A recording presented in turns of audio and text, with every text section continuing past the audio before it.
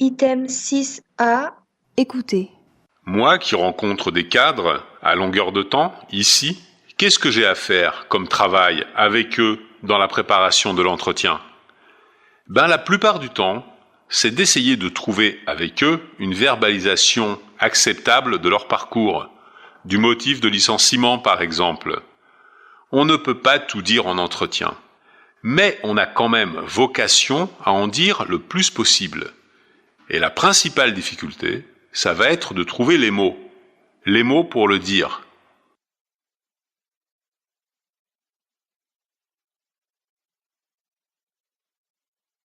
Item 7A. Écoutez. C'est d'abord visuel, je pense. Oui, c'est d'abord visuel. Je vois à qui j'ai affaire, et puis c'est relationnel, il y a un contact humain. Chose très importante en recrutement. La première chose que je fais, je vous dévisage, je vous serre la main. C'est la partie tactile.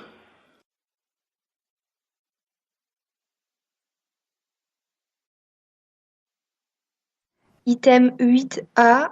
Écoutez. On va pas parler salaire au premier entretien.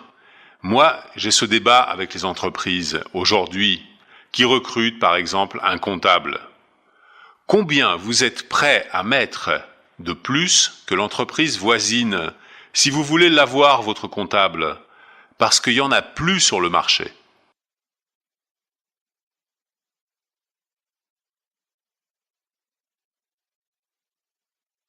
Item 9A.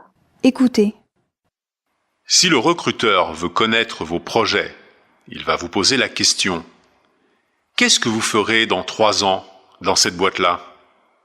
À vous de prendre du recul et de dire par exemple: la question que vous me posez est complexe et je voudrais d'abord revenir sur une notion qui est compliquée dans le monde dans lequel nous vivons, etc. Voilà, je relativise ma réponse. Je peux continuer ainsi. Cela mis à part, voilà comment j'aimerais me voir dans 3 ans.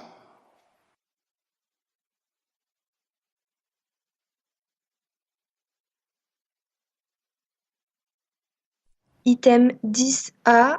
Écoutez. Une des très grandes angoisses du recruteur, c'est quand même de se faire bluffer par le candidat. Là, on est sur des questions fermées. Combien de temps? Avec qui? Bref, des questions où je suis obligé de donner des faits. Donc, phase de contrôle où je vais vérifier que les informations sont bien les bonnes.